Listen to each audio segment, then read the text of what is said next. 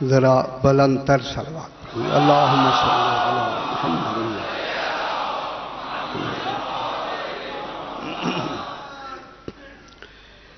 اعوذ باللہ من الشیطان الرجیم، بسم اللہ الرحمن الرحیم، الحمد للہ رب العالمین، الصلاۃ والسلام علی اشرف الانبیاء والمرسلین، خیر المبشرین والمنذرین، سیدنا و طبیب نفوسنا و شفیع ذنوبنا ابی القاسم محمد وآلہ الطیبین الطاہرین المعصومین، صلوات اللہ علیہم اجمعین۔ اما بعد، بسم اللہ الرحمن الرحیم، انا اعطیناک الکوثر فصل لربک وانحر، انا شانئک هو الابتر۔ صلوات محمد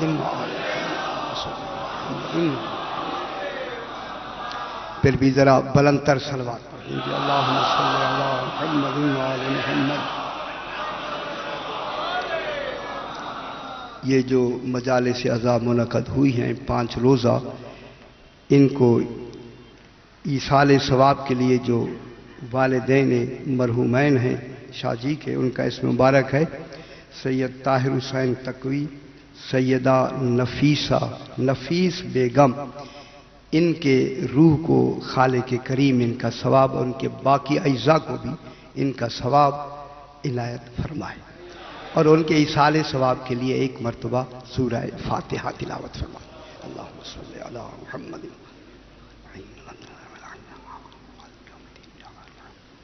اهدنا الصراط المستقيم صراط الذين أنعمت عليهم غير المغضوب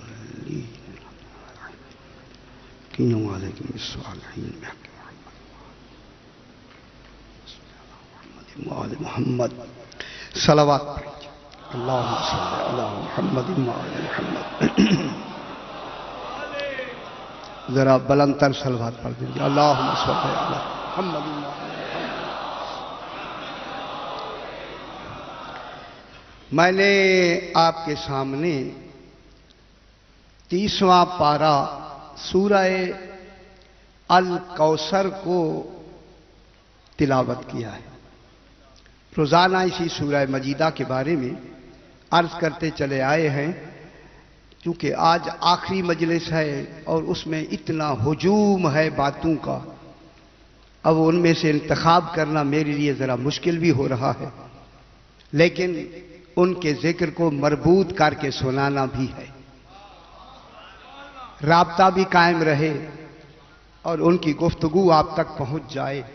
اسی رابطے کو بحال کرتے ہوئے میں یہ جملہ کہہ کے آگے بڑھتا ہوں کہ ارشاد ہو رہا ہے، انا اعطیناک الکوثر، میرا حبیب میں نے یہ تمہیں کوثر عطا نہیں کیا، میرے ساتھ کچھ اور بھی ہیں، ہم نے عطا کیا۔ ٹھیک ہے، ہم نے، نحنو کے معنی ہم نے، انا ہم نے عطا کیا ہے۔ کس کو عطا کیا ہے؟ رسول تمہیں ہم نے عطیہ عطا کیا ہے۔ تو معلوم ہوتا ہے خالق کا عالمین میں اگر کوئی کمال عطیہ ہو سکتا ہے تو اسے فاطمہ فرما، کمال عطیہ میں کہہ سکتا ہوں۔ اب اس جیسا عطیہ نہ بعد میں کسی کو دیا جائے گا، نہ پہلے کسی نے لیا ہوگا، نہ کسی نے اللہم صلی علی محمد و آل محمد۔ ایسا عطیہ نہ خالق نے پہلے کسی کو دیا ہوگا، نہ کسی نے ایسا لیا ہوگا، تو پھر معلوم ہو گیا کہ لینے والا بھی نایاب ہے اور عطیہ بھی نایاب ہے اور دینے والے بھی نایاب۔ یہ خاص کوئی خالق کی عجب سی بنی ہوئی یہ ایک داستان کے مخلوق ہیں جنہیں خالق نے اپنے آپ کو منوانے کے لیے جن کو ذریعہ بنایا ہے، واسطہ بنایا ہے۔ ہم نے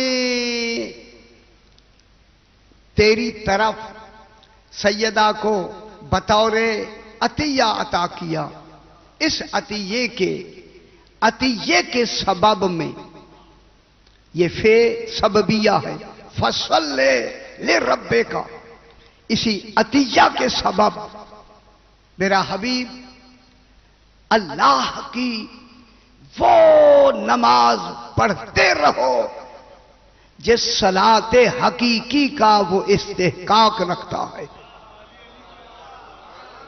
غور نہیں فرما رہے، صلاۃ حقیقی کا جو وہ استحقاق رکھتا ہے وہ نماز پڑھتے رہو۔ صلاۃ شرعی تو ہر ایک پڑھے گا، اور نہیں فرما رہے، صلاۃ شرعی تو ہر آدمی تیرے کہنے پہ بھی پڑھے گا، لیکن صلاۃ حقیقی سوائے تمہارے کوئی دوسرا پڑھ ہی نہیں سکتا۔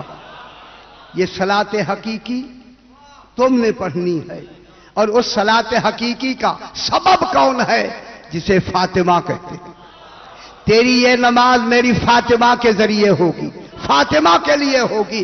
اگر آج تو نے اس کی نماز کا اعلان غدیر میں نہ کیا تو سیدہ کا پھر ہمسر ہی نہیں ہوگا، میرے عالمین کا نظام مکمل نہیں ہو سکتا۔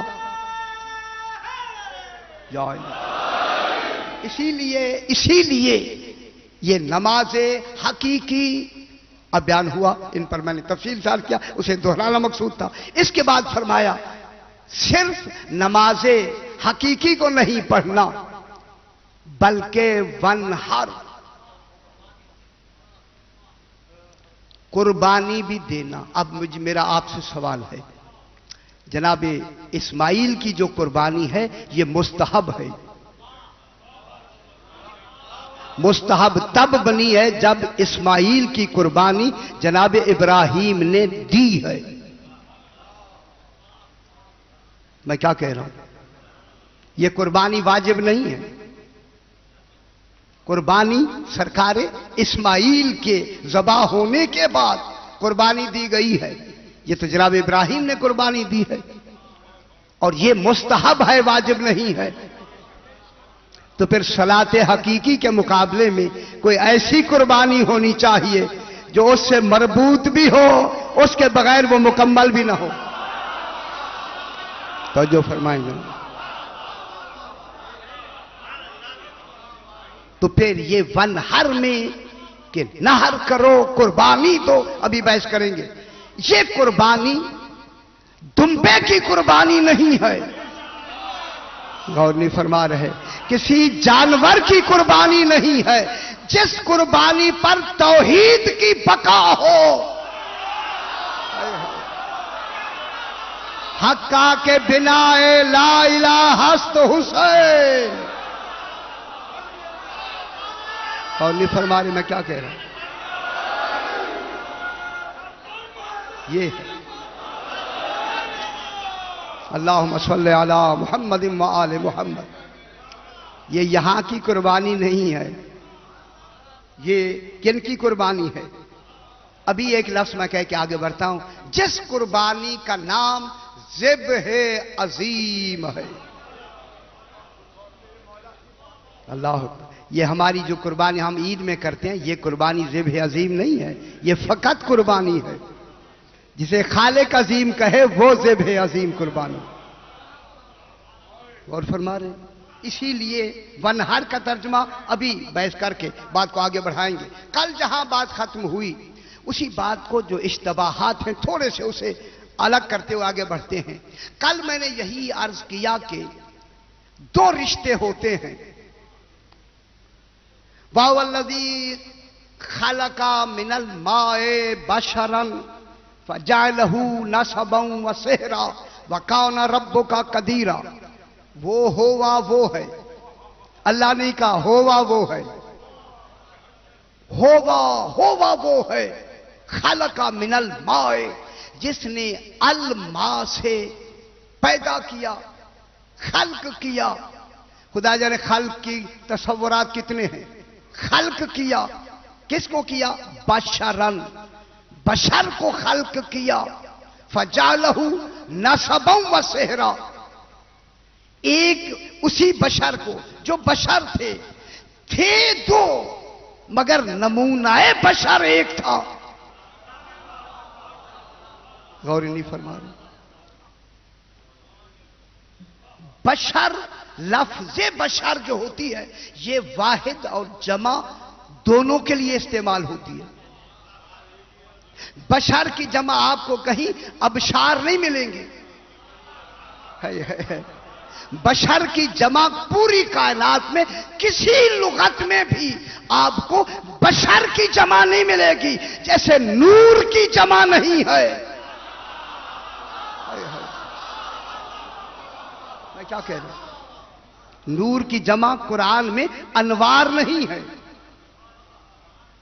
युखरिजुहुम मिनज़्ज़ुलुमात इलन नूर, जहां भी कहा नूर कहा, मालूम होता है चौबा इतने मुत्तहिद हैं कि इनमें जमा का तसव्वुर ही नहीं है।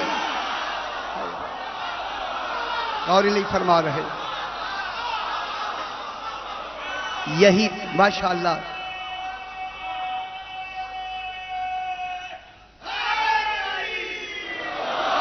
इसीलिए तो अल्लाह ने इन 14 की वहदत में कसरत को भी रख दिया है। ये 14 हो के एक हैं, एक हो के 14 हैं। इनका 14 होना तो मेरा ला शरीक होने की दलील है।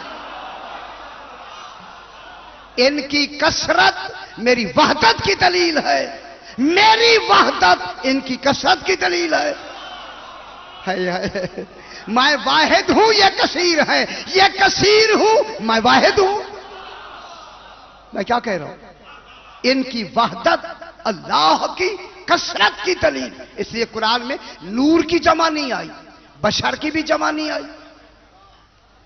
मालूम होता है नमूनाए बशर एक, नमूना एक है दो। बशर को जो पैदा किया नमूना एक है दो। अब हमें रसूलुल्लाह अलैहिस्सलाम ने इस एक और दो को कैसे समझाया? फरमाया अना व अलीयुम मिन नूरन वाहिद, नूर एक है मगर हैं दो। हाय हाय हाय, गौर नहीं फरमा रहे। अना व अलीयुम मिन नूरन वाहिदिन, नूर एक है, नमूने दो हैं, मोहम्मद और अली, लेकिन नमूना एक है, जात दो है। या अली, नमूना एक है। ये नहीं है कि चाल भी एक है, आंख भी एक है, हाथ भी एक है, जबान भी एक है। मैं क्या कह रहा हूं? देखना एक है, सुनना एक है, चलना एक है, हुक्म एक है, जवाब एक है, सवाल एक है। यहां कोई तसव्वुर नहीं है। एक तो अब किनको पैदा किया? बशर को। तो बशर नमूने में कितनी चीजें बनाते हैं आप? ये जो देखें, एक कंपनी के कितने पंखे लगे हुए हैं, नमूने कितनी है? एक कंपनी के 1000 अगर पंखे बने हैं तो नमूने कितने होंगे? नमूना तो एक होगा। उस नमूने पे ये बने हुए हैं। ये नहीं है कि नमूने ज्यादा हैं, नमूना एक है, वजूद ज्यादा है, नूर एक है, अदद 14 है। तो लीवर वाले में क्या कहते? नूर या अली मुश्किल।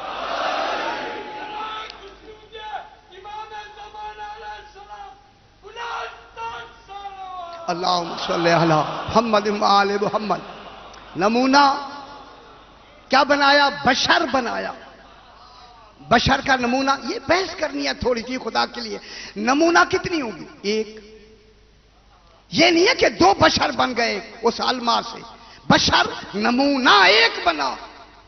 और मैं जुमला कह दूं जल्दी से, ये बशर का नमूना उस वक्त बना, अभी अबुल बशर का वजूद ही नहीं था। सरकार आदम अलैहिस्सलाम से बशरियत चली ना जनाब। या अली मुश्किल। बाबा तशरीफ रखे, सरकार तशरीफ रखे, बैठो बैठो। अल्लाहुम्मा सल्ली अला मुहम्मद व आले मुहम्मद। जरा बुलंदतर सलवात पढ़ दीजिए। अल्लाहुम्मा सल्ली अला मुहम्मद व आले मुहम्मद। तो जो है ना, बशर कितनी बनेंगे? एक। जो एक है वही दूसरा है, नमूने में बिल्कुल कोई फर्क नहीं। वो कह देगा कि तेरा गोश्त मेरा गोश्त है, तेरी रूह मेरी रूह है, तेरा कल्ब मेरा कल्ब है, तेरा नफ्स मेरा नफ्स है, तू मुझसे है मैं तुझसे हूं। बात कितनी देखे, आपको समझ आई ना थोड़ी सी? अब वहां फर्क का तस्वर नहीं है। यानी बशर बनाया और उस बशर को बना के क्या किया? फजालहू, हु एक है, देखिए हु की जमीर एक के लिए आती है। फजालहू, चूंकि वो बशर नमूना था एक नमूना, उस नमूने में क्या बनाया? एक नमूना, जो एक है ना, है दो, नमूना एक है। उस एक नमूने में से एक को खुसर बनाया, एक को दामाद बनाया। हाय हाय, गौली फरमा रहे हैं। वहां हु की जमीर कितनी, किसके लिए आती है? एक के लिए। फजालहू, वो जो बशर बना वो कितनी थे? एक। इनमें दो कैसे बन गए? एक फादर इन लॉ बना, एक दामाद बना। ये दो कैसे बन गए? दो का बनना दलील है कि नमूना एक है, बस उसकी मर्जी है। एक को दामाद बना दिया, एक को क्या बना दिया? फादर इन लॉ बना दिया। सरकार को नसब बनाया और जनाब अली को सेहर बनाया। सेहर का ताल्लुक अली से है, नसब का ताल्लुक रसूल से है। तवज्जो फरमाएं, मैं बहुत बड़ी लफ्ज कह के आगे बढ़ता हूं। चूंकि ये नसब और हसब, नसब का रिश्ता मर्द से होता है, हसब का रिश्ता बीवी से होता है। बीवी के रिश्ते को सेहर कहते हैं, शौहर के रिश्ते को नसब कहते हैं। नसब से मुराद रसूल, सेहर से मुराद जनाब अली। कल भी मैंने अर्ज किया, आप मुझे फिर जरा लंबा करना पड़ी बात को। कल मैंने ये अर्ज किया कि नसब का जो रिश्ता होता है, नस्बी रिश्ता जो होता है, वो मजबूत होता है। औरत से जो निकाह कर लिया जाए, निकाह का जो रिश्ता है, ये कमजोर होता है। नसब का रिश्ता मजबूत होता है, हसब का रिश्ता उसके मुकाबले में कमजोर होता है। लिहाजा अल्लाह ने अली और सैयदा का निकाह आसमान पे खुद करके हसब को भी मजबूत कर दिया, नसब को भी मजबूत कर दिया, ताकि यहां कमजोरी का तस्वर ही ना रहे। क्योंकि नसब का कानून ही मैंने बनाया। गौर नहीं फरमा रहे, नसब का कानून खालिक ने बनाया है, हसब का कानून भी खालिक ने बनाया है। शरीयत खालिक की है या नहीं है? उसके हुक्म के तहत बना। लिहाजा अल्लाह ने आलमीन में इस रिश्ते को जनाब सैयदा के जरिए इतना मजबूत कर दिया कि यहां अब एक दूसरे के मुकाबले में कमजोरी का तस्वर नहीं है। बाबा आखिरी जुमला कह के मैं आगे बढ़ता हूं। यही वो रिश्ता है जहां फकत जनाब अली और जनाब सैयदा वो आलमीन की दो फर्दे हैं और उनमें मुनफरिद है अली ان میں منفرد ہے سیدہ، کیونکہ علی علیہ السلام کا حسب بھی معصوم ہے اور نسب بھی معصوم ہے۔ سیدہ وہ ہیں نسب بھی معصوم ہے اور حسب بھی معصوم ہے۔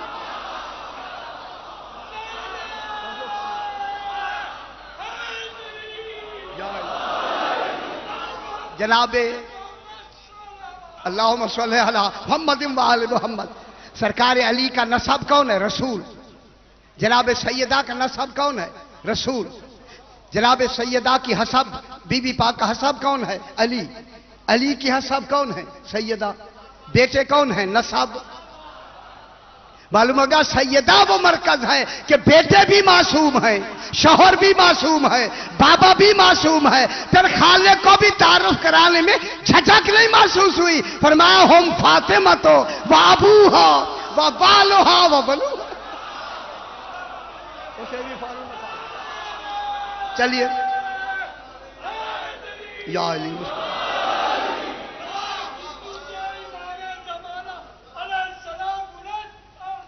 اللہم صلی علی محمد و آل محمد، یہاں تک یہ پہنچا۔ اب میں چھوٹی سی بات کہہ کے، سرکار نے فرمایا اے علی تین باتیں ایسی ہیں جس میں تو منفرد ہے، وہ مجھ میں بھی نہیں ہے۔ میں کیا کہہ رہا ہوں؟ ایسی باتیں تجھ میں ہیں جو میرے لیے نہیں۔ ماشاءاللہ آپ سمجھ گئے۔ فرمایا پہلا وہ ہے، پہلا کہ آپ کا سسر ایسا ہے، میرا بھی ایسا نہیں ہے۔ غور نہیں فرما رہے، کیا بات ہو رہی ہے؟ کیسی عجیب سی بات سرکار نے فرما دی۔ جو فادر اللہ آپ کو ملا ہے وہ مجھے بھی نہیں ملا۔ یار آپ یہاں سے نہیں سمجھ رہے کیا کہہ رہا ہے رسول، کہ جو خسر آپ کو ملا ہے وہ خسر مجھے بھی نہیں ملا۔ ماننا پڑے گا پر رسول کی بیٹیاں کہیں نہیں تھیں۔ ہائے ہائے ہائے، تصور ہی ختم ہو گیا نا بیٹا، یہ چار بیٹیوں کا تصور ہی سے ختم ہو گیا۔ جو اللہم صلی علی محمد و آل محمد، اور جو بیوی آپ کو ملی ہے وہ مجھے بھی نہیں ملی۔ معلوم ہوتا ہے جو صدیقہ آپ کو ملی ہے مجھے بھی نہیں ملی، ہے نا؟ جو بیٹے آپ کو ملے ہیں وہ مجھے بھی نہیں ملے۔ اب پیدا کیا کس کو؟ بشر۔ بشر کسے کہتے ہیں؟ آسان چلتی سی، میں نکلنا بھی جلدی سے چاہتا ہوں تاکہ بات آگے بڑھے۔ بشر کہتے ہیں ظاہری سطح، یہ کھال کی جو ظاہری سطح ہے نا، اس ظاہری سطح کو بشرہ کہتے ہیں۔ ظاہری کھال والا، ظاہری چمڑے والا، اور کئی ویسے ہم ساری لغات نہیں دورا۔ ظاہری سطح کو بشرہ کہتے ہیں، اسی سے بشر بنا۔ اور باطنی سطح کو انسان کی عدمتن کہتے ہیں، اسی سے آدمی بنا۔ آدمی بھی اسی بشریت کے ایک حصے کا نام ہے، اور بشر ہونا بھی ایک کیفیت کا نام ہے کہ ظاہری سطح کا نام کیا ہے؟ بشر۔ اور اسی سے ہے بشرا۔ بشرا اس خوشخبری کو کہتے ہیں کہ جسے سن کر انسان کا یہ چمڑا خوشی سے چمک اٹھے، اسے خوشخبری کہتے ہیں۔ اسی سے یہ بشرا اسی کو کہتے ہیں عربی میں بشرا۔ بشرا کے معنی خوشخبری۔ بشرا للمتقین قرآن میں ہے یا نہیں؟ توبہ بھی آئی ہے لیکن یہاں بشرا کی لفظ ہے۔ بشرا بشری صابرین الذین، یہ بشرا اسی سے ہے۔ یعنی جیسے چہرے کا چمڑا چمک اٹھے اس کو بشرا کہتے ہیں۔ اب یہ بشر بنا، جب یہ بشر بنا تو اب دیکھنا ہے کہ یہ بشر کس سے بنا؟ الماء سے۔ خلقا من الماء، خدا کے لیے اب مشکل نہ محسوس فرمائیں، سنتے رہے۔ الماء سے، الماء سے کس کو بنایا؟ بشر کو بنایا۔ اب سامنے کیا ہوگا؟ الماء نہیں ہوگا، الما سے کیا بنایا؟ بشر. بحث کریں گے الما کیا ہوتی ہے. الما سے بنا کوئی تو شے ہے نا جس سے کہ یہ بشر بنا. اب دیکھیں قرآن میں اللہ نے کتنے بشر بنائے؟ فقط 2. انی خالق بشرم من طین، میں ایک تین سے، ایک مٹی سے، مٹی کہہ دیا ابھی، مٹی سے ایک بشر بنا رہا ہوں. تو یہ بشر جو بنا ہے یہ تین نہیں ہے. کس سے بنایا بشر؟ تین سے. انی خالق بشرم من طین. طین مانا گیلی مٹی سے میں نے بشر بنایا. تو اب یہ سامنے کیا ہے؟ بشر. بنا کس سے ہے؟ تین سے. تو معلوم ہوتا ہے ایک ایسا بشر بنا ہے جس کا مادہ تین ہے، صورت بشر کی ہے. یا علی مدد. اس کی شکل و صورت بشری ہے لیکن بنا کن سے ہے؟ تین سے. تین سے بشر بنایا. تو اب جب بھی وہ سامنے آئے گا بشر ہی کہلائے گا، تین نہیں کہلائے گا. تو جو فرمائے، میں بار بار اسی لیے زور دے رہا، اس کا مادہ کیا ہے؟ جیسے یہ بنا ہے تین، مادہ اس کا کچھ اور ہے، بنا کچھ، بن گیا کچھ اور ہے. ٹھیک ہے. اب اس کو جو بنایا، یہ جو تین سے بنایا، کس کو بنایا؟ جناب آدم علیہ السلام کو. جناب آدم کو بنایا کس سے بنایا؟ مٹی سے. تو معلوم ہوتا ہے یہ ہے مٹی کا بشر. ہائے ہائے. مٹی کے بشر کو آدم کہتے ہیں، الما کے بشر کو آل محمد کہتے ہیں.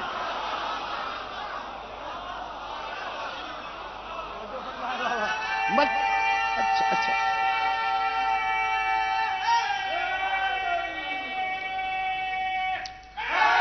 یا علی مشکل. اللہم صلی علی محمد وآل محمد. ٹھیک ہے نا. جو بابا یہیں سے تو یہ بحثیں، یہی بحث تو کرنی ہے، ضروری ہے. الما سے یہ 14 کس سے بنے؟ الما سے. جس سے کوئی بنے وہ شے اس کا اصل مادہ ہوتی ہے. ٹھیک ہے.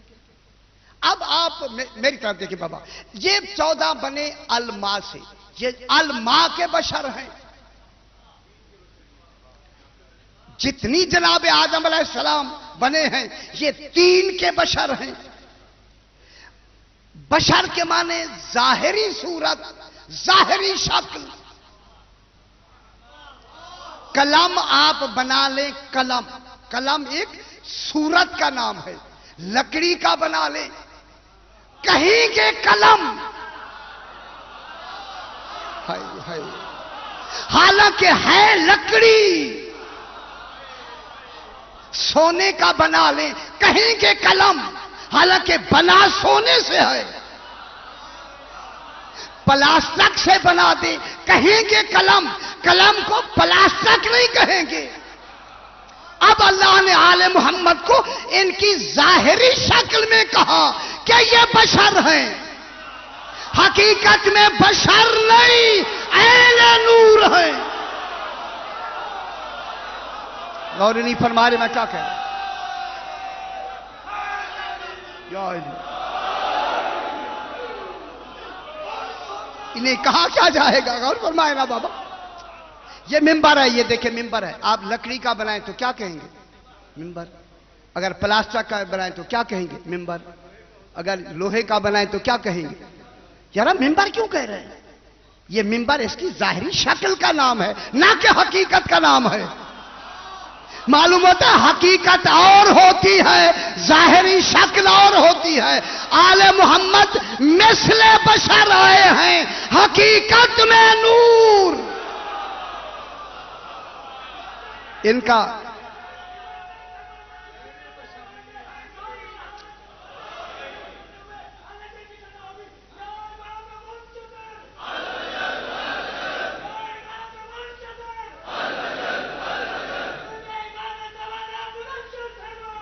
اللہم صلی محمد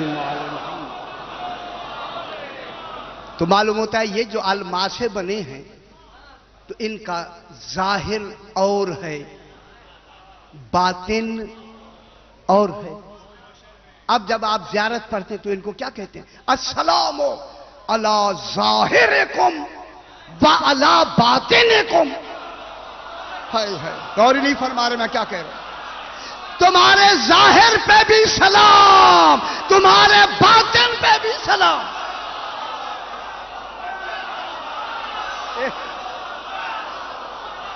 میں کیا کہہ رہا ہوں؟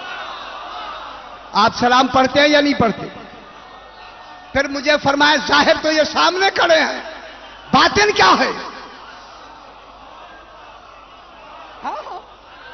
اب یہی ظاہر و باطن کی چھوٹی سی بحث کر کے پھر میں بات کو آگے بڑھاتا ہوں۔ جناب ان کا ظاہر، ان کے ظاہر پہ بھی سلام، ان کے باطن پہ بھی سلام ہے نا، یہ سلام پڑھتے۔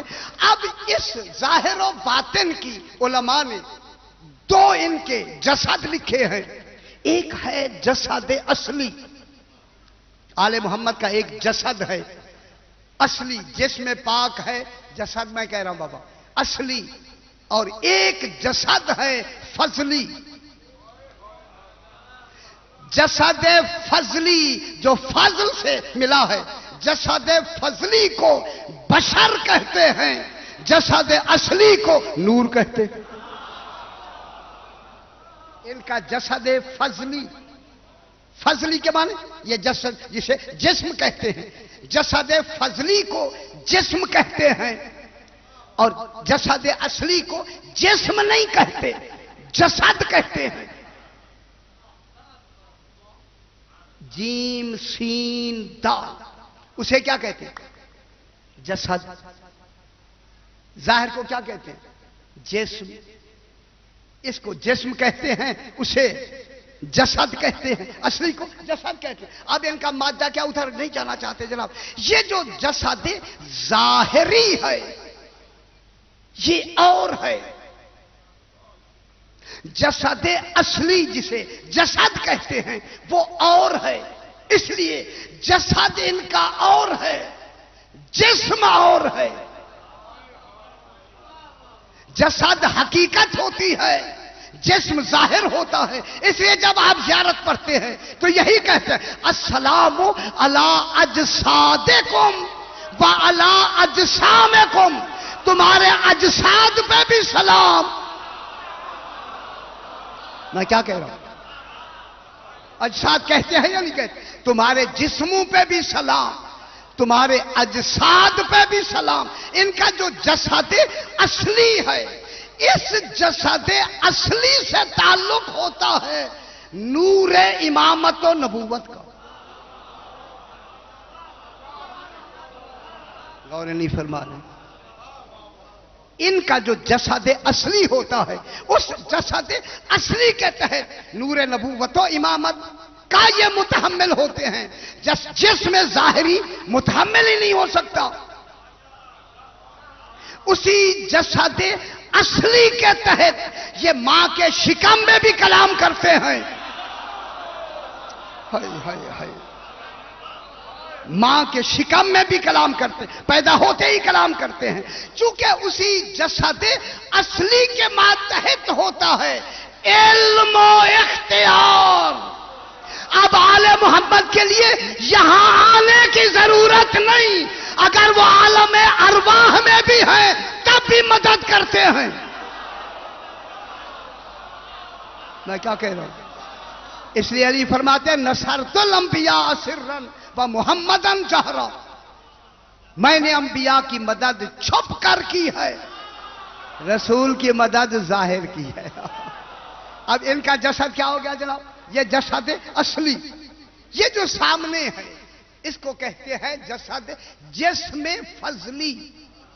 یہ جو ہمیں منبر پہ نظر آتا ہے یہ جسد نظر نہیں آتا۔ یہ جو منبر پر بیٹھ کر بات فرماتے ہیں تو ان کا یہ کون سا جسم ہوتا ہے؟ گھبرائیں نہیں، گھبرائیں نہیں، یہ ان کا جسم فضلی ہوتا ہے، جسد اصلی نہیں۔ ہمیں جو نظر آتا ہے وہ ان کا جسم فضلی نظر آتا ہے. جسد اصلی نہ کسی نے دیکھا ہے نہ دیکھا جا سکتا ہے، وہ کسی نے نہیں دیکھا. یہ بڑھاپا، بچپنا، جوانی جسم کے لیے ہے، جسد کے لیے نہیں ہے.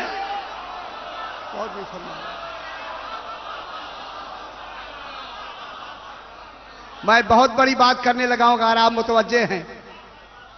یہ جو بڑھاپا ہے، یہ جو جوانی ہے، یہ جو لڑکپن و بچپنا ہے، یہ جسم فضلی کے لیے ہوتا ہے، جسد اصلی کے لیے نہیں ہوتا. میں جملہ کہہ دوں، خطا و نسیان و ہذیان جسم سے ہوتا ہے، جسد اصلی سے ہوتا نہیں. لہذا ان کے لیے نہ خطا ہے، نہ نسیان ہے، نہ ہذیان. ان کے لیے خطا و نسیان و ہذیان کا تصور نہیں ہے. اب جو انہیں بشر بنایا، تاکہ بات کو آگے بڑھائیں، کیا تھا وقت ہونے لگا. یہ ان کو کیا بنایا؟ بشر بنے یا نہیں؟ اب یہ جو بشر بنے ہیں یہ بشر حقیقی نہیں ہیں. یہ بشریت ان کا بمنزلت بشریت چادر کے ہے. اوڑھ لیں تو بشر نظر آتے ہیں، اتار لیں تو نور. یہ بشریت ان کے اختیار میں ہے. میں کیا کہہ رہا ہوں؟ اختیار میں. یہ اتار دیں تو بشر نہیں، پہن لیں ان کو یہ دیکھ کر، بشر دیکھ کر. یہ نظر جو ہمیں آ رہے ہیں ان کی جسمانی کیفیت نظر آ رہی ہے، جسد کا تو تصور ہی نہیں ہے، وہ نظر نہیں آتا. اب جو خالق نے بشر بنایا، ہاں جناب نے مجھے کہہ دیا، اللہ نے جب ان کا یہ جسم ظاہری، بشریت ظاہری کو بنایا جو ہمیں نظر آتی ہے، اس بشریت پر بھی اللہ نے 70,000 حجاب ڈالے، تب جا کے آل محمد ہمیں نظر آنے لگے. والی بات حجاب نظر آنے لگے. اگر یہ قیامت والے دن جب یہ سارے حجاب ہٹا دیے جائیں گے، چونکہ وہاں موت نہیں ہوگی اس لیے برداشت کر لیں گے. اگر یہ اپنی بشری حالت میں بھی حجاب نہ ہوتے، جن کی بشریت کو عالمین نہ متحمل ہو سکیں، ان کے جسد اصلی کا تصور کیا ہوگا بابا؟ وہاں تصور نہیں ہو سکتا. یہ کیا ان کو کیا بنایا؟ بشر. چونکہ رشتہ داری کا تعلق بشریت سے ہوتا ہے.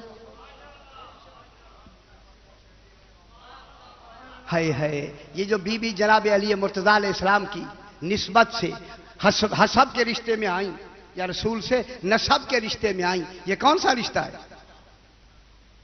چونکہ رشتہ داری کا تعلق بشریت سے ہوتا ہے. ویسے تو سارے ایک نور ہیں، سارے محمد ہیں، پہلا بھی محمد ہے، آخری بھی محمد ہے، ہم سارے محمد ہیں. یہاں کوئی باپ ہے، کوئی ماں ہے، کوئی بیٹا ہے، کہیں بیوی ہے، کہیں بیٹی ہے. ہیں یہ سارے ایک ہیں، یہ سارے مالک جنت. لیکن ان مالک جنت میں کوئی مختار جنت ہے، کوئی قاسم جنت ہے، کوئی خاتون جنت ہے. مالک تو سارے. اچھا چلو، میں نے درمیان میں ویسے کہا تھا کہ آپ کی توجہ ہو جائے. تو اب یہ جو ان کی بشریت ہے، یہ بشریت کون سی ہے؟ یہ جسم فضلی کی بشریت ہے، جس بشریت سے رشتہ داروں کا تصور آتا ہے. اب اس رشتہ داری میں درمیان میں کون ہے مرکز؟ نسب سے جناب سیدہ، حسب سے جناب سیدہ. تو پھر عالمین کی ہر رشتہ داری کا مرکز فاطمہ ہے. معلوم ہو گیا؟ پھر مودت ان سے ہوگی جن کا رشتہ سیدہ سے ملتا ہو، نہ کہ رسول سے. اور نہیں فرما رہا. اب مودت ان سے ہوگی جن کا قربا سے تعلق ہوگا. قربا فاطمہ ہے.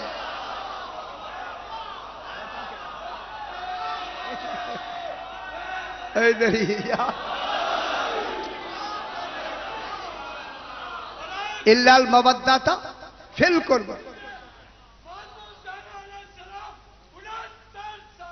اللہم صلی علی محمد و آل محمد. تو اب مرکز کس کو بنایا؟ رشتے کا مرکز کون ہوا؟ جناب سیدہ پاک. تو پھر اجر رسالت کا مرکز کون بنے؟ جن کا تعلق سیدہ سے ہوگا.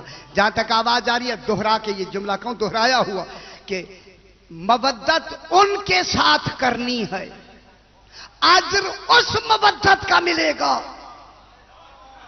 جس مودت کا تعلق فاطمہ سے ہوگا، جس کا نبی سے ہوگا. وہاں نہ نماز کا اجر ملے گا نہ روزے کا اجر ملے گا، چونکہ مرکز تک تو تعلق ہی نہیں ہے. وہ نمازیں نہیں پر قبول ہوں گی جن کا تعلق مرکز سے نہیں ہوگا. تو مودت ان سے ہوگی جن کا تعلق بی بی فاطمہ زہرا سے ہوگا. اب تمام عالمین میں اجر رسالت مرکز کون ہے؟ فاطمہ. میں بہت بڑی بات کر رہا ہوں جناب. پوری انبیاء کی رسالتوں کے اجر کی مرکز کون ہے؟ سیدہ. اب یہ قربانی رسالت میں آتی ہے. ونہر میں کیا کہہ رہا ہوں؟ یہ قربانی کس میں آتی ہے؟ دین میں آتی ہے یا شریعت میں آتی ہے؟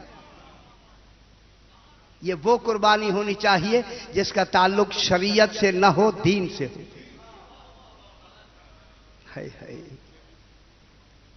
میں کیا کہتا ہوں؟ جب مرکز بی بی پاک ہیں تو پھر ونہر میں، جب یہاں صلی لے ربے کا میں صلاۃ حقیقی ہے تو پھر قربانی دینے میں شریعت سے اس کا کیا تعلق ہے؟ صلاۃ حقیقی کا تعلق شریعت سے نہیں ہے، اطاعت سے ہے. اتباع سے نہیں ہے، اطاعت سے ہے. فروع دین سے نہیں ہے، اصول دین سے ہے.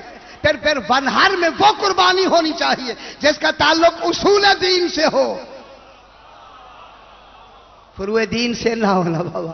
تو پھر یہ ونہر میں کون ہے؟ کن کی قربانی دو؟ ابھی سمجھ نہیں رہا بابا. اب معلوم ہو گیا کہ ایسی قربانی ہونی چاہیے. رسول اس قربانی کے لیے قربانی کرو. تو معلوم ہوتا ہے ازل میں محضر پہ دستخط ہو چکے. اب یہ بات پھر لمبی ہے کہ اس قربانی پر قربانی اسی لیے میری طرف دیکھیں بابا، اس لیے حکم ہے کہ یہ قربانی جو آپ شرعی کرتے ہیں وہ جانور پالتو گھر کا نہ ہو تاکہ ذبح کرنے میں تکلیف نہ ہو. یہ ہے مستحب ہے یا نہیں؟ مستحب یہ ہے کہ وہ پالتو جانور گھر کا نہیں ہونا چاہیے. تو پھر اصول دین میں کس کی قربانی ہوئی؟ ذبح عظیم کون ہوا؟ کتنی بڑی قربانی ہے ذبح عظیم. اسے جلدی سے بات میں جلدی سے آگے بڑھا دیں. اب ونہر کے معنی میرا حبیب. ذبح عظیم سمجھ آئی؟ اب اتنا چونکہ وقت نہیں ہے مجھے وقت نے قابو کیا ہوا ہے کہ ذبح عظیم کی قربانی کرو. جب جہاں قربانی کرو تو اس قربانی میں اصل سبب بن رہی ہے جناب سیدہ فصلی لربے کا ونہر. اگر بی بی کے سبب سے صلاۃ حقیقی کا حکم ہے تو بی بی ہی کے سبب سے یہ نہر کی قربانی کا حکم ہے. سبب کون بنے گی؟ جناب سیدہ پاک. جب صلاۃ حقیقی میں اس کا اعلان کرو. جب رسول نے اعلان فرمایا فوراً کہا الیوم اکملت لکم دینکم، وہ تو وہاں دین مکمل ہو گیا. اب یہ نہر کا کس کی قربانی ہے؟ نہر کے کیا معنی؟ نہر کے معنی ہیں نیزہ مار کر اونٹ کو ذبح کرنا. خدا جانے ذبح عظیم میں کتنے نیزے لگے ہوں. ماشاءاللہ چونکہ یہ آج آخری رات بھی ہے اس پرسے کا مرکز جناب سیدہ ہوگی جس کا بیٹا ذبح عظیم ہے. آج جناب سیدہ کی بھی شہادت ہے اور آج امام حسین علیہ السلام جو ذبح عظیم ہے جس کے لیے رسول کو کہا ونہر. رسول اس قربانی کے لیے قربانی کرو. جب قربانی کی جائے گی تو قربانی اتنی بڑی عظیم قربانی پر صبر ہوگا یا نہیں؟ وہ صبر کی مظہر مرکز کون ہوگا؟ میں کتنی مجالس یہاں پڑھ چکا ہوں کہ جب آپ ایک زیارت پڑھتے ہیں بی بی پاک کی، ایک جملہ بس زیارت پڑھتے ہیں السلام علیکم یا ممتحنہ، تو اے بی بی तुम पर सलाम जिसका इम्तिहान लिया गया। किसने इम्तिहान लिया? अल्लाह ने इम्तिहान लिया। कब्ल अन यखलुका के, तू अभी पैदा भी नहीं हुई थी, अल्लाह ने तेरा इम्तिहान लिया। वकुन्त लिमा इम्तिहानक बिही साबिरतन, जब तेरा उस वक्त अल्लाह ने इम्तिहान लिया तो तू उस इम्तिहान में साबिरा साबित हुई। बाबा सब्र, साबिरा बीबी का साबिरा, सब्र आता है मुसीबत पर। फिर वो कौन सी मुसीबत का इम्तिहान लिया अल्लाह ने कि बीबी साबिरा हैं। देखिए आप परेशान होंगे, बीबी साबिरा है, यानी मैंने 6-7 मजालिस से इस्तेमाल किए सरकार आपके यहां कि साबिरा है बीबी पाक। जब बीबी पाक साबिरा है तो सब्र आता है मुसीबत पर। चूंकि सब्र है, जल्दी से सब्र है फराए इल्म, इल्म की फरा है सब्र। बेसब्री का नाम जहालत है, इल्म का नाम सब्र है। अब बीबी का जब इम्तिहान लिया अल्लाह ने, पैदा होने से भी इम्तिहान लिया, अभी पैदा तो हुई नहीं, इम्तिहान लिया। तो इम्तिहान कैसे लिया? क्योंकि सब्र है, इल्म की फरा। अब अल्लाह ने खुद अपने इल्म का खुद इम्तिहान लिया। गौर नहीं फरमा रहे? अल्लाह ने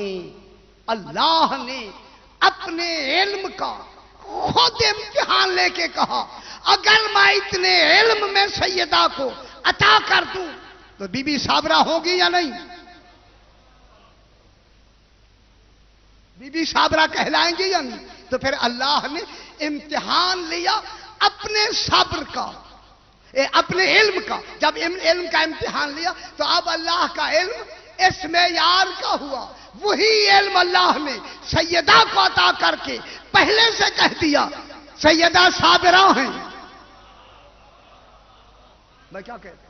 तो मालूम हो गया नबी भी अल्लाह के सब्र का मजहर नहीं। सब्र की 9 किस्में कई मर्तबा बयान कर चुका, मैं उधर नहीं जाते जनाब। इसीलिए बीबी पाक फकत वो है। देखिए आइम्मा ताहरीर सब्र कुल रखते हैं, सब्र कुल, लेकिन सब्र इलाही फकत सैयदा। सब्र देखिए, सब्र आम, सब्र खास, सब्र अखस, सब्र मुस्तहसन, सब्र अजीम, सब्र जमील, सब्र अजीम ऐन जे यमीन अजीम, सब्र हसन, सब्र कुल, सब्र इलाही, सब्र कुल 14 मासूमीन। ये मासूमीन 13 मासूमीन आते हैं सब्र कुल में। ये आगे है सब्र इलाही, अल्लाह का नाम सबूर है। सब्र एक नफ्स की कैफियत का नाम है। ऐ अल्लाह तूने कहां सब्र किया? नफ्स कैफियत तो है नहीं। मेरे ख्याल आप अपने ख्यालों में बैठे, मैं इतनी बड़ी गहरी बात कर रहा हूं। आय अल्लाह उस तेरा नाम जो सबूर है, सब्र करने वाला, तो तूने कहां सब्र किया? सब्र करना तो कैफियत का नाम है। अगर तुझ में सब्र की कैफियतें आ जाए तो तू फिर अल्लाह नहीं रहता। अल्लाह भी रहे और साबिर भी बता कि सब्र वो करे, तू कहलाए कि मैं साबिर हूं। लिहाजा अल्लाह के सब्र की मजहर को फातिमा कहती है। अल्लाह के सब्र की मजहरा कौन है? अल्लाह के सब्र की मजहर जनाब फातिमा जहरा है। चूंकि इमामत में बीबी नहीं है, अगरचे मरकज़े रिसालत में तमाम अज्र की रिसालत का मरकज बीबी पाक है, लेकिन रसूल तो नहीं है, इमाम तो नहीं है। ज्यादा जरूरी है कि बीबी के इसी सब्र के मजहर को कोई इमाम होना चाहिए। बीबी अल्लाह के सब्र का मजहर हो और वो इमाम बीबी के सब्र का मजहर हो। इसलिए इमाम हुसैन ने बहुत बड़ा सब्र किया, मगर लकब सैयद साबिरीन नहीं हुआ। ये कौन है सैयद साबिरीन? जिसका लकब सैयद साबिरीन कौन है? जनाब सज्जाद। अब वनहर की कुर्बानी किसके लिए होगी? कौन सी कुर्बानी होगी? यहां की कुर्बानी नहीं। वह फदैना हो बेज़िबहिन अजीम। जल्दी बाबा, ज़िब्ह अजीम। ऐ इब्राहिम تم نے خواب سچا کر دکھایا، ذبح کہاں کیا ہے؟ میں کیا کہہ رہا ہوں؟ قرآن کیا کہتے ہیں؟ قد صدقت الرؤیا، وہ تو دیکھ رہے ہیں کہ میں ذبح کر رہا ہوں، غور نہیں فرما رہے. تو ذبح کیا ہے تو اللہ کیوں کہہ رہا ہے خواب سچا کر دکھایا؟ ذبح ہوا بھی نہیں اور خواب بھی سچا ہے. ہاں سچا ہے نا جناب. یہ جلدی سے جناب اسماعیل نے فرمایا بابا میرے ہاتھ پاؤں باندھ دو تاکہ میں ہل نہ سکوں، آپ اپنی آنکھوں پہ پٹی باندھ دیں تاکہ آپ لرز نہ سکیں، مجھے ذبح کرتے ہوئے آپ پر کوئی کیفیت طاری نہ ہو جائے. تو امکان تھا، تبھی تو معصوم نے کہا. مشورے وہاں دیے جاتے ہیں جہاں امکان ہوتا ہے. معلوم ہوتا ہے یہاں گنجائش موجود ہے. جناب ابراہیم نے آنکھوں پہ پٹی باندھ دی، جناب اسماعیل کے ہاتھ پاؤں باندھ دیے، لٹا کے چھری رکھ دی یا نہیں رکھ دی؟ چھری اوپر رکھ دی اور رکھ کے آپ نے اسی بندے ہوئے آنکھوں سے ہاتھ کو حرکت دی، چلایا. اب جب چلایا تو اب خواب کیسے مکمل ہوا؟ اب خواب یہ دیکھ رہے تھے کہ میں ذبح کر رہا ہوں، فعل مضارع ہے، ان اذبح کا، میں ذبح کر رہا ہوں، ذبح کر چکا ہوں نہیں. ہائے اگر کہتے میں ذبح کر چکا ہوں پھر اسماعیل کا ذبح ہونا ضروری، کیونکہ آیت بتاتی ہے کہ میں ذبح کر رہا ہوں. جب کر رہا ہوں تو ذبح تو کیا انہوں نے. اب اللہ نے کیا کہا؟ آپ کا سچا خواب ہو ان ھذا لہو البلاء المبین وفدیناہ بذبح عظیم، ہم نے اسماعیل کا فدیہ ذبح عظیم کو بنایا. یہ ترجمہ کیا جاتا ہے. جناب اسماعیل کے بدلے میں کون آیا تھا؟ دمبا آیا تھا یا نہیں آیا؟ ہیں کہتے دمبا آیا تھا. پھر انہوں نے سوال کر دیا ہیں دمبا کہاں، نبی کہاں؟ نبی کو تو عظیم نہیں کہا گیا اور دمبے کو عظیم کہا گیا. ذبح عظیم، کیوں گھبرا کیوں رہے ہیں آپ؟ ذبح عظیم کس کو کہا گیا؟ دمبے کو. وہ عظیم ہے دمبا، اور نبی کا جو بیٹا ہے خلیل اسے تو عظیم کی لفظ نہیں ملی. اب جب وہ پریشان ہوئے کہ کیا کریں ہم، دمبے کو عظیم کہتے ہیں تو نبی کا میں کمال عظمت جو ہے وہ مجروح ہوتا ہے. اب ان کے پاس تو تفسیریں تھی نہیں، آخر آل محمد کے دروازے پہ آئے، مولا ذبح عظیم کون ہے؟ فرمایا میرا بیٹا حسین. یہ ذبح عظیم کون ہے؟ امام حسین. جب امام حسین علیہ الصلوۃ والسلام ذبح عظیم ہیں تو اب تو انہوں نے کہا کہ ٹھیک ہے اب تو ذبح عظیم، لیکن وہ جناب اسماعیل کے مقابلے میں یہ ذبح عظیم ہے. سرکار ذبح عظیم ہے. اب یہاں سوال پیدا، وہ خلیل ہیں اور یہ اتنے بڑے کے بیٹے. لیکن یہاں جو سب سے بڑی غفلت ترجمہ کرنے میں ہوئی وہ بے کی حرف ہے. بے، ہر ایک نے ذبح عظیم کو فدیہ بنایا، بے عوض کی بنائی، بے سلے کی بنائی. ذبح عظیم کے عوض فدیہ بنا. یہ بے جو ہے بے ذبح عظیم، یہ بے کس کی بنائی؟ عوض کی بنائی، سلے کی بنائی. یہ عوض کی نہیں ہے، یہ سبب کی ہے. ہم نے اس دمبے کو فدیہ بنایا ذبح عظیم کے سبب سے. یا علی، یہ جو دمبا فدیہ بنا، دمبا کس کی وجہ سے فدیہ بنا؟ ذبح عظیم کی وجہ سے. جناب اسماعیل کو بچانے کے لیے دمبا نہیں آیا. غور نہیں فرما رہے.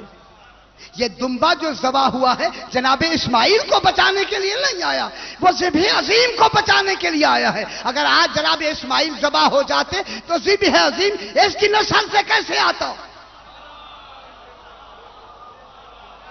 چونکہ اسماعیل علیہ السلام کی نسل پاک سے ذبح عظیم نے آنا تھا، لہذا اس ذبح عظیم کے سبب سے ہم نے دمبے کو فدیہ بنایا اسماعیل کا، تاکہ اسماعیل بچے، ہمارا ذبح عظیم آ جائے. تو پھر اصل فدیہ جناب اسماعیل نہیں ہے، دمبا نہیں ہے، تو ذبح عظیم میں سب سے بڑا ذبح ہونے والا عظیم جسے نہر کیا گیا وہ کون ہے؟ وہ امام حسین علیہ السلام۔ تو پھر یہ ونہر کی لفظ جب جناب ابراہیم علیہ السلام نے دیکھا کہ ہے وہ تو دمبا ذبح ہو گیا، پٹی کھولی تو دیکھا دمبا ذبح ہو گیا اور جناب اسماعیل تو کھڑے ہوئے ہیں۔ اس وقت کا پروردگارا یہ کیا ہو گیا مجھ سے؟ دل سے تکلیف ہوئی، اگر میرا بیٹا ذبح ہو جاتا تو مجھے زیادہ خوشی ہوتی، یہ تو اب دمبا ذبح ہو گیا۔ لیکن کہہ بھی دیا کہ خواب سچا ہے۔ فوراً ندا آئی، یہ بتاؤ کہ تمہیں عالمین میں سب سے پیارا کون ہے؟ کہا ذات مصطفیٰ۔ اے ابراہیم بتاؤ جب ذات مصطفیٰ تمہیں پیاری ہے تو اس ذات مصطفیٰ کی اولاد تمہیں زیادہ پیاری ہے یا اسماعیل زیادہ پیارا ہے؟ کہا کہ نہیں جناب اسماعیل اتنا پیارا نہیں، ان کی اولاد زیادہ پیاری ہے۔ فرمایا تیرا اسماعیل یہاں پانی پی کے آئے ہے، اگر ذبح ہو بھی جاتا تجھ میں وہ اتنا تکلیف نہ ہوتی جتنا اس رسول کی یہ آل جو ہے یہ 3 دن کا بھوکا، اللہ اکبر، 3 دن کا پیاسا جب یہ شہید کر دیا جائے گا تو اس وقت سرکار ابراہیم نے دھاڑے مار کر رونا شروع کر دیا۔ یہ کس کا بیٹا ہے جس کو رو کر جناب ابراہیم رو رہے ہیں؟ اسی زہرا کا تو بیٹا ہے۔ دیکھیں مجھے 2 مصائب عرض کرنے ہیں۔ یہ جناب سیدہ پاک کی آج شہادت کی رات ہے، یقین فرمائے آج اگر بی بی پاک کی یقیناً شہادت کی رات ہے، کیا جناب حسنین رو نہیں ہوں گے؟ رسول خدا صف عزا پہ نہیں بیٹھے ہوں گے؟ جناب علی نہیں بیٹھے ہوں گے؟ کیا امام زمانہ صف عزا پہ نہیں ہوں گے؟ کون ہے جو میری جدہ کو روتا ہے؟ کون ہے جو میرے صفائے عزا پہ ہوتا ہے؟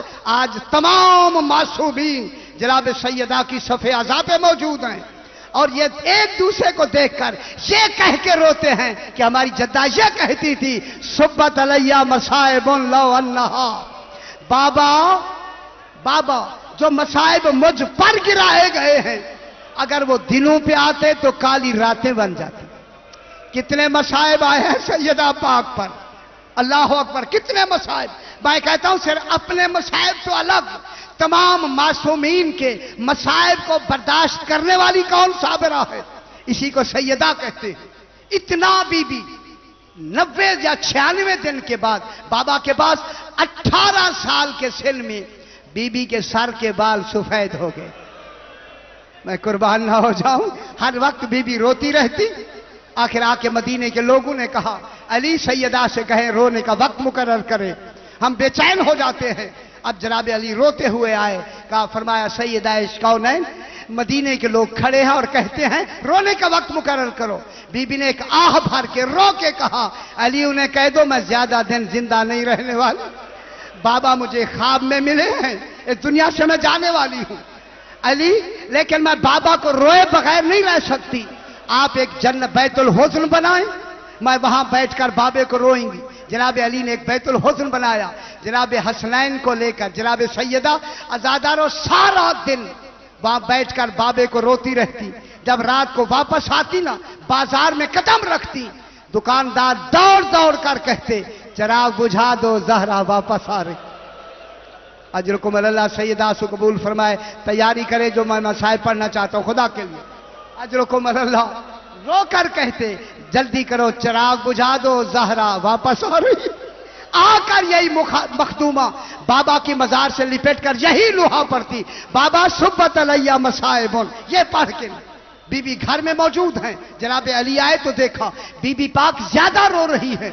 میرے امام نے فرمایا شہزادی کونین آپ علیل پہلے سے ہیں، زیادہ کیوں رو رہی ہے؟ فرمایا آقا آج سلمان فارسی نے آپ کے بارے میں ایک بات بتائی ہے، تب سے میں رو رہی، میرا رونا ختم نہیں ہوتا۔ جناب علی نے پوچھا وہ کیا بات بتائی ہے؟ بی بی پاک نے فرمایا سلمان نے بتایا ہے کہ مدینے کے لوگ آپ کو سلام نہیں کرتے۔ میں بہت بڑی مصائب کی لفظ کہہ رہا ہوں، اگر جو سننا چاہتے آج رات ہے نا مخدومہ کونین کو، جناب حسنین امام زمانہ کو پرسا دینا اجرکم اللہ کہ جناب سلمان نے بتایا کہ مدینے کے لوگ आपको सलाम नहीं करते। जब इतना कहा ना तो मेरे इमाम ने रो के फरमाया, शहजादी कनान आगे तो नहीं बताया। बीबी परेशान होके कहती हैं, मौला आगे क्या है? फरमाया मैं सलाम करता हूं, वो जवाब नहीं देते। अजरुकुम अल्लाह कि मैं सलाम करता हूं। आप अंदाजा फरमाएं किस तरह ये सैयदा कौनाइन ये दिन गुजार रही है, वो सलाम का जवाब नहीं देते। एक दिन जनाब अली आए, क्या देखा कि जनाब हसनैन का खाना तैयार हो रहा है, कपड़े साफ हो रहे हैं, उन्हें नहला भी दिया है। आके जनाब अली ने फरमाया, शहजादी कौनैन आप अलील हो के इतने काम कर रही हैं। खुदा गवाह बीबी ने कहा, अली ज्यादा ऊंची बात ना करें, कहीं मेरी ज़ैनब ना सुन ले, मेरे करीब बैठ जाए, मैं आज रात की मेहमान हूं। खुदा गवाह जब आप आज की रात कहा, जनाब अली की चीखें निकल गई कि रसूल के बाद मैं आपसे मशवरे लेता था, आप जा रही? हाँ हाँ मैं जा रही हूं। फरमाया कोई वसीयतें हो तो फरमाएं। अजादार मेरी बीबी ने यह पहली वसीयत फरमाई, अली जिन्होंने मेरे पहलू दुखाए हैं उन्हें जनाजे में शरीक ना करना। मेरे ख्याल में बहुत बड़ा पहली ही वसीयत है, अजरुकुम अल्लाह, उन्हें जनाजे में शरीक ना करना। दूसरा कहा, अली आधी रात को मेरा जनाजा उठाना, कोई गैर महरम साथ न हो। फरमाया अली आका कोई चिराग ना ले जाना, अंधेरे में मेरा जनाजा ले जाना। ये कह के फरमाया, अली मैंने चक्कियां पीस पीस कर हसनैन को पाला है, कभी कभी आधी रात के वक्त मेरी ज़ैनब व कुलसूम को लेकर मेरी कब्र पर जरूर आना। मैं क्या कह रहा हूं, अल्लाह अकबर। ये कह कर मेरी बीबी ने फरमाया, अली ज्यादा वक्त मेरी बेटियों में गुजारना है, मैं तो चली जा रही हूं। ये कहकर मेरी आकाज़ादी ने कहा, अली मैंने छोटे छोटे चोले बना के रख दिए हैं। आपकी मिजाज की बात करूं, मेरे बाद आप शादी करेंगे बीबी उम्मुल बनीन से, उनसे एक बच्चा पैदा होगा, उनका नाम अब्बास रखना। ये जनाब सैयदा का बेटा है अब्बास। माशाअल्लाह यही हक है, इसी तरह रो लिया करें। अजरुकुम अल्लाह माशाअल्लाह कि जब जनाब अब्बास पैदा हो जाए, ये छोटे चोले पहना के कहना, मां जहरा सलाम कहती थी, अल्लाह अकबर, और कहती थी अब्बास ज़ैनब व कुलसूम के पर्दों की हिफाजत करना। अजरुकुम अल्लाह हो गया मसाइब, अजरुकुम अल्लाह। आ गई ज़हरा, मेरी शहजादी ने फरमाया, अली मेरी जनाब हसनैन को ले जाकर दुआ के लिए खाना, चले जाओ रोज़ा रसूल पर। जनाब बीबी उम्मे सलमा को बुलाया, जब तक मेरी आवाज आती रहे समझना मैं जिंदा हूं, जब आवाज मौकूफ हो समझना मेरा इंतकाल हो गया। मेरे हसनैन आए, पहले उन्हें खाना खिलाना जो मैंने तैयार करके रखा है, बाद में मेरे मुताल्लिक बतलाना। बीबी चली गई हुजरे में। अज़ादारों थोड़ी देर के बाद जब आवाज मौकूफ हुई ना, बीबी उम्मे सलमा कहते मैंने क्या देखा कि सदर दरवाजा खुला, जनाब हसनैन जो ही अंदर दाखिल हुए, चोटियां हवा में उड़ रही है, अमामे गले में है, गरेबान खुला हुआ है। आके मुझसे कहा, नानी उम्मे सलमा अम्मा कहाँ है? मैंने कहा बेटो पहले खाना खा लो, बाद में अम्मी के पास जाना। इमाम हुसैन ने फरमाया, नानी मुझे पहचाना नहीं, मैं हुसैन हूं, मैं कुर्बान ना हो जाऊं। मैं नाने की कब्र पर बैठा था, नाना कमर तक बाहर आ गए, सर से अमामा उतरा हुआ था, जुल्फे बिखरी हुई थी, गरेबान खुला हुआ था। मुझे सर पे बोसा दे के कहा, हुसैन जल्दी जाओ तुम यतीम हो गए। अजरुकुम अल्लाह, अजरुकुम अल्लाह, सैयद आंसू कबूल फरमा, अजरुकुम अल्लाह। आ गए जनाब हसनैन, मां के मुंह पे मुंह रख के कितनी देर तक शहजादे रोते रहे। बीबी ने फरमाया था, अली कफीले गुस्ल होना। गुस्ल मिल गया बीबी पाक को। जब जसद पाक रखा गया सारे आखिरी मुंह देख रहे हैं। तो जो फरमाए, मैं बहुत बड़ी मसाइब मरबूत करूंगा मसाइब को थोड़ा सा और आगे, कि जब बीबी पाक का जसद रखा गया सारे आखिरी मुंह देख रहे हैं। जनाब ज़ैनब रो रही है, उम्मे कुलसूम खड़ी रो रही है, जनाब अली खड़े, हसन मुश्तबा रो रहे हैं, और मेरा करबला का नवाब दूर खड़ा हुआ। यही तो मसाइब की लाशाएं बहुत बड़ी, दूर खड़े हुए इमाम रो रहे हैं। जनाब अली ने फरमाया, बेटा आओ ना, मां को मिलो ना। आखिरी दीदार करो ना। उस वक्त मेरे इमाम ने फरमाया मेरी मां फख्र मरियम है, मैं फख्र ईसा हूं। मरियम ने मरने के बाद ईसा को बुलाया था, आज मुझे मां बुलाएगी तो मैं जाऊंगा। मैं ज़िब्ह अज़ीम की बात कर रहा हूं, अगर आज मुझे मां ने ना बुलाया फिर करबला में बुलाती रहेगी। अजलुकुम अल्लाह, अजलुकुम अल्लाह, करबला में बुलाती रहेगी, मैं भी जवाब नहीं दूंगा।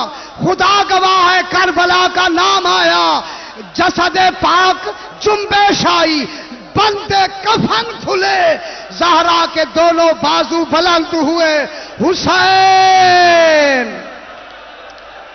अजलुकुम अल्लाह, यही मसाइबा होना चाहिए।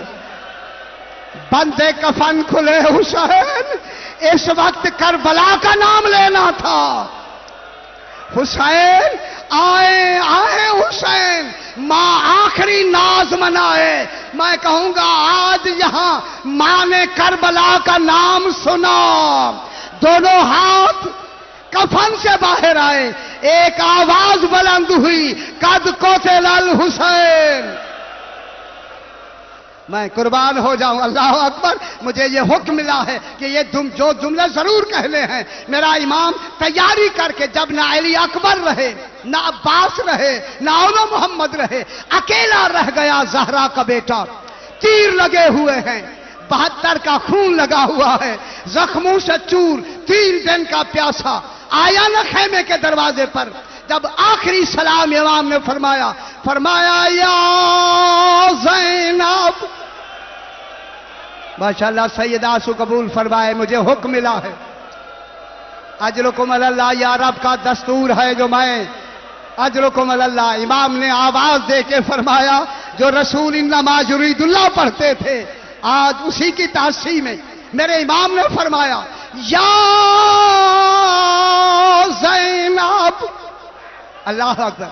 व या उम्मा कुलसूम, व या उम्मा रबाब, नाम लेके, या उम्मे लैला। आखिर में फरमा या फिज़्ज़तुल जारिया, जुमला कहूं, आखिर में फरमाया या सकीना। हाय हाय, अल्लाह जाने किस प्यार से ये लफ्ज़ निकली होगी, या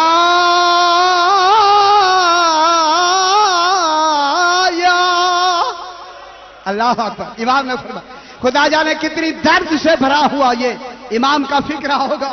या सकीना अलैकुन्ना मिन्नी सलाम।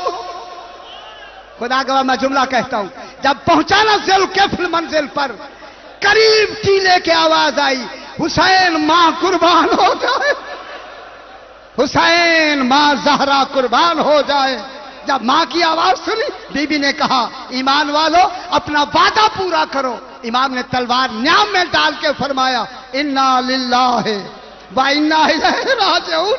ज़ुलजना जल्दी कर, मुझे खयाम के करीब ले चल।